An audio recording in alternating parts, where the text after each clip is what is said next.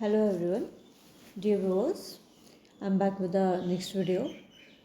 तो जैसा कि हम सभी लोग जान रहे हैं, हम लोग इंडियन स्कूल ऑफ फिलोसफी की स्टडी कर रहे हैं और ये हमारा नेक्स्ट वीडियो है जो जिसमें हम लोग पढ़ने वाले हैं ब्रांचेस ऑफ फिलोसफी, जो कि आप स्क्रीन पे देख पा रहे हैं, that is branches of philosophy. तो लास्ट टाइम तक हम लोगों ने इंडियन और वेस्टर्न फिलोसफीज़ में डिफरेंस समझा है, उन दोनों का मीनिंग समझा है और अब हम लोग फिलोसफी के ब्रांचेस को स्टडी करेंगे।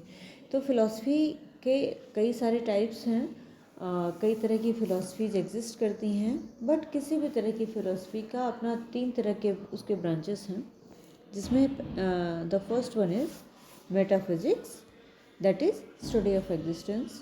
Second is epistemology, that is study of knowledge. And the third one is axiology, that is it has two parts, aesthetics and ethics. Aesthetics is study of art and ethics is study of human action, right or wrong.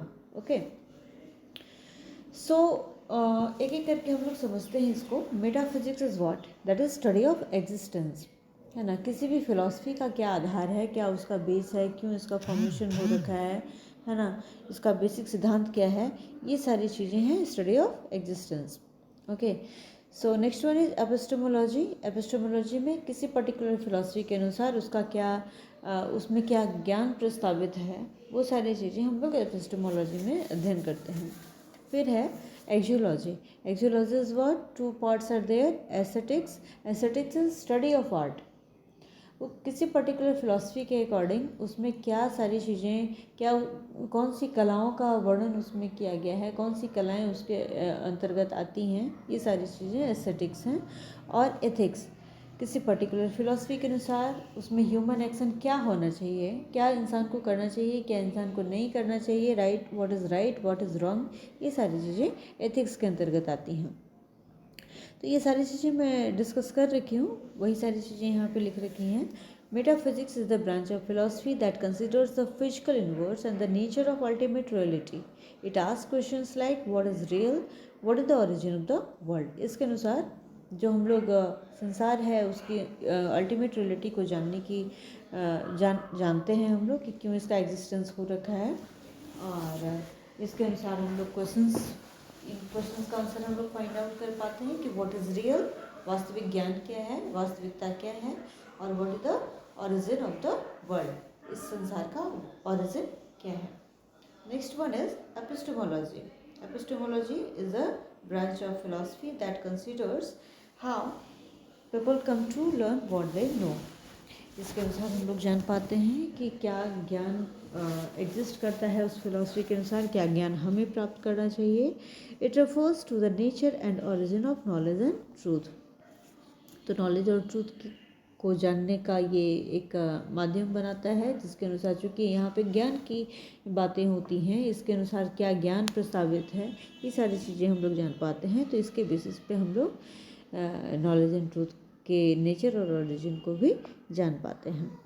फिर है axiology is a branch of philosophy that considers the study of principles and values. यहाँ पे principles और values देखिए, in the earlier values I have discussed कि philosophy is what. Philosophy जो है हमें एक आइडिया देता है, एक आइडियोलॉजी देता है कि हमें कौन सा काम किस हिसाब से करना चाहिए, ठीक है, या फिर हमें क्या करना चाहिए, क्या नहीं करना चाहिए, लाइफ के लिए क्या सही है, क्या गलत है, ठीक है. ये सारी चीज़ें एक्जियोलॉजी के अंतर्गत आती हैं. This values are divided into 2 types. 2 types में डिवाइडेड हैं. एथिक्स दैट इज़ मॉरल और पर्सनल वैल्यूज, इन दोनों चीज़ों की स्टडी करते हैं. और फिर है aesthetics that is examination of what is beautiful, enjoyable and testable. Aesthetics में हम लोग स्टडी करते हैं क्या वास्तविकता है, क्या उसमें मतलब एक तरह से उसको कहें कला का अध्ययन करते हैं, है ना. ब्यूटी भी जो है वो एक तरह की कला है ना. किसी भी चीज़ में निखार आता है, किसी भी चीज़ में सौंदर्य आता है, तो कला की वजह से आ पाता है. तो इन सारी चीज़ों को हम लोग इसके माध्यम से जान पाते हैं. तो हमें जो नेक्स्ट और फर्स्ट फिलॉसफी पढ़नी है वो है संख्या फिलॉसफी.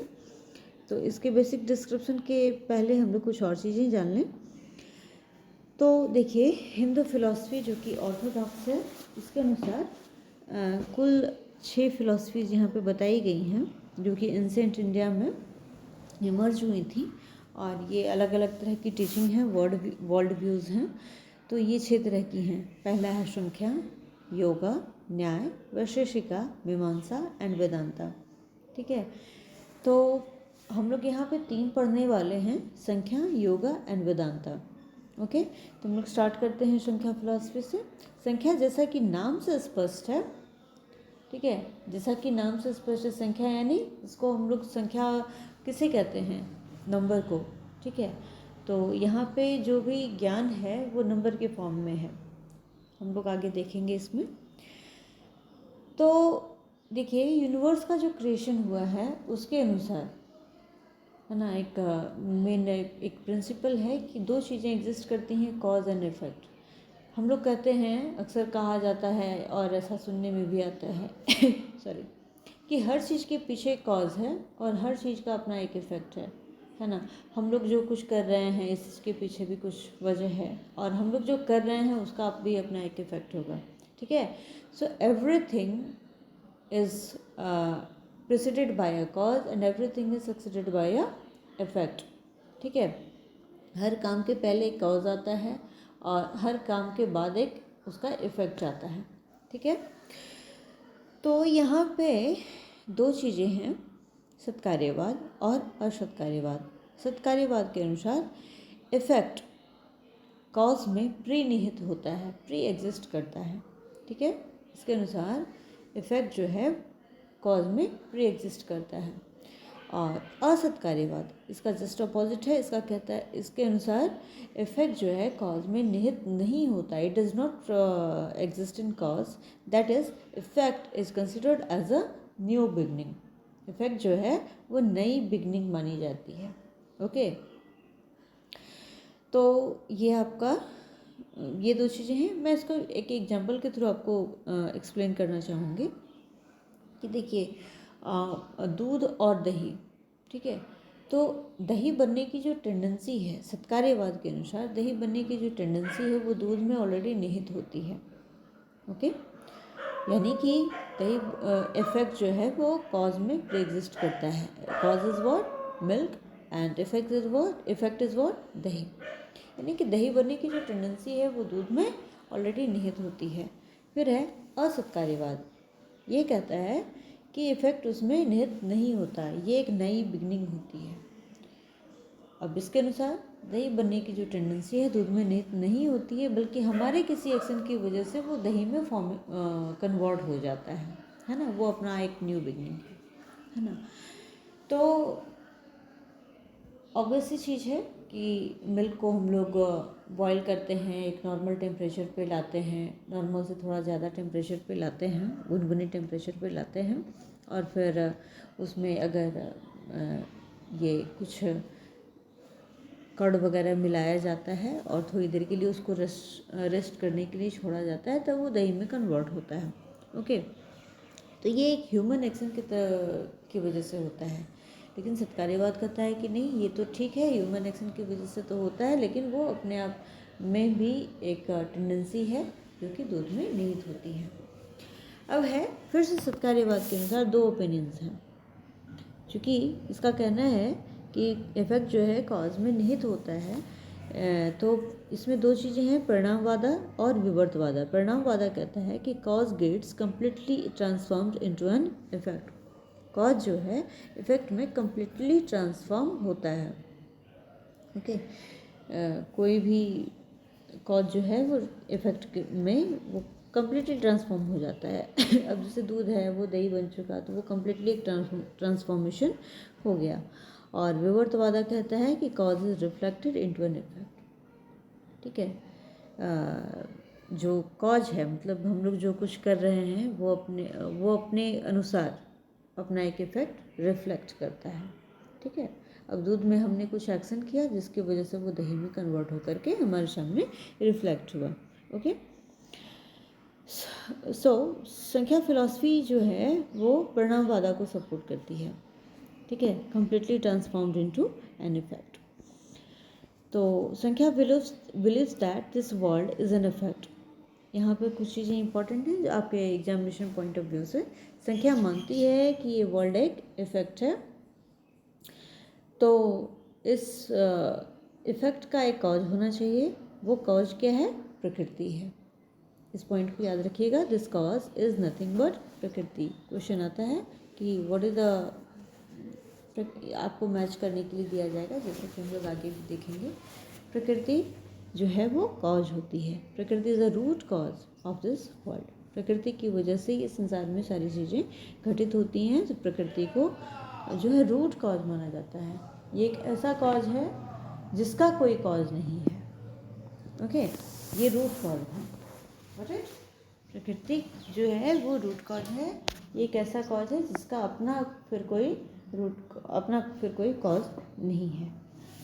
सो प्रकृति को एब्सोल्यूट माना जाता है, one supreme and independent reality माना जाता है, and is the uncaused cause of the universe. अभी जस्ट हमने बोला कि एक रूट कॉज है, यानी कि इसका फिर कोई कॉज नहीं है, that is the very beginning. Okay, इसको एक तरह से एकदम एग्जैक्ट बिगनिंग मान सकते हैं। प्रकृति is dynamic and ever active. प्रकृति को डायनामिक माना गया है और एवर एक्टिव माना गया है, but is unintelligent and unconscious.